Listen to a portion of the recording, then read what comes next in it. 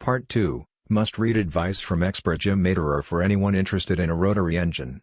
Few people outside of Mazda's research department know more about rotary-powered Mazdas than Jim Materer, co-founder and chief engineer at Racing Beat. Founded in 1971 by Materer and Ryusuke Oku, Racing Beat has been racing rotary-powered Mazdas ever since, having filled shelves with trophies and putting its name in the record books along the way. In 1978 the company's first-generation RX-7 set a Bonneville top speed record of 184 miles per hour.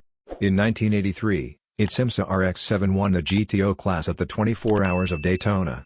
In 1986, its FCRX-7 set a land speed record at Bonneville of 238 miles per hour.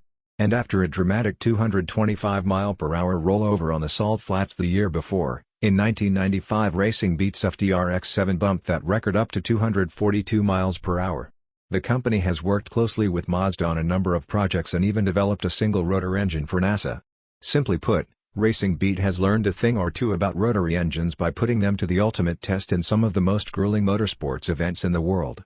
If you read Part 1 of the Rotary Engine Evolution series, you already have a good sense of where the Wankel rotary engine design came from and evolved into. It's all well and good to understand the history and mechanics of the rotary, but what if you actually want to own a rotary-powered Mazda? What should you be looking for?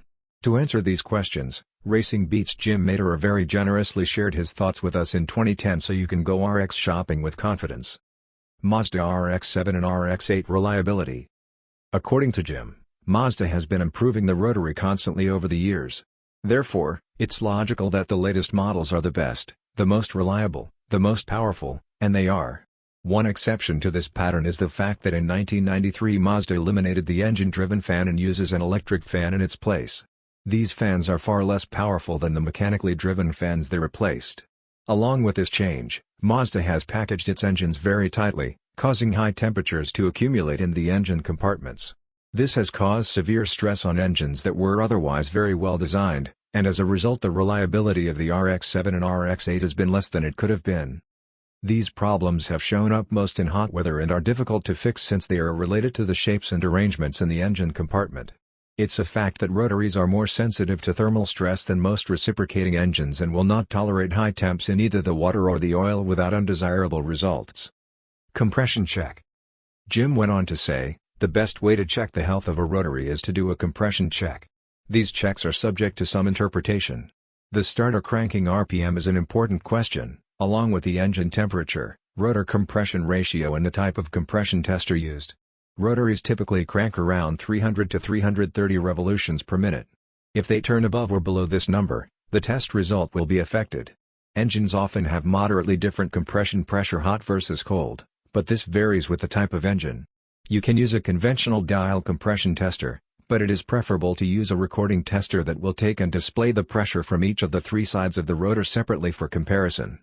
Although the actual peak pressure recorded is important, it's equally true that you should have minimal fluctuations from one flank of the rotor to another as well as between rotors. The highest numbers I have ever seen are around 140 pounds per square inch. Healthy late model engines are usually around 110 to 130 pounds per square inch, earlier engines 10 pounds per square inch less. Engines below 90 pounds per square inch may be hard to start, though they may still make normal power. The key is to watch for evenness between the pulses and between the rotors. Rotary engine tuning. So you've found a rotary-powered Mazda you want to buy and have compression tested the engine and it checks out perfectly.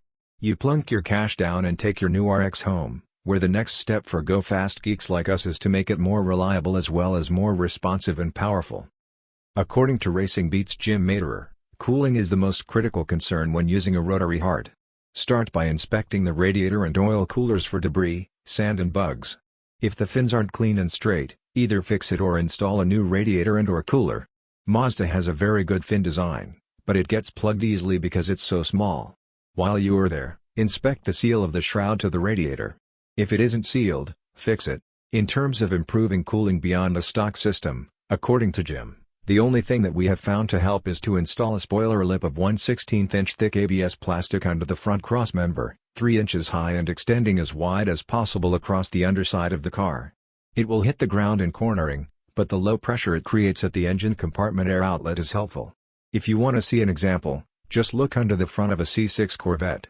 Thicker radiators have limited value because they tend to restrict airflow even more than stock. And if you don't have an accurate temperature gauge, at least on the cooling system, and preferably on the oil inlet system too, install one. Stock gauges are inadequate. We recommend that you never exceed 195 degrees Fahrenheit water outlet temp and 205 degrees oil inlet temp at high power. At light power, the engine can tolerate somewhat higher temps, but don't push it. We aren't saying that the engine will fail if you exceed these temps, we are saying that higher temps will shorten the engine's life at an increasing rate. Fuel delivery problems and other issues. According to Jim, FC and FD owners need to beware of fuel delivery problems. Fuel pumps, fuel filters and the wiring and relays that supply the pump with power, none of these age gracefully. The pump performance decreases, the filter becomes restricted and the wiring, which wasn't very large to begin with, accumulates resistance at all contact points, reducing voltage to the pump. A new stock pump and filter are good starting points, but the wiring problems are tougher. Start by measuring the voltage at the fuel pump with an accurate voltmeter. With the engine idling, the voltage at the pump must be no more than a few tenths of a volt less than battery voltage.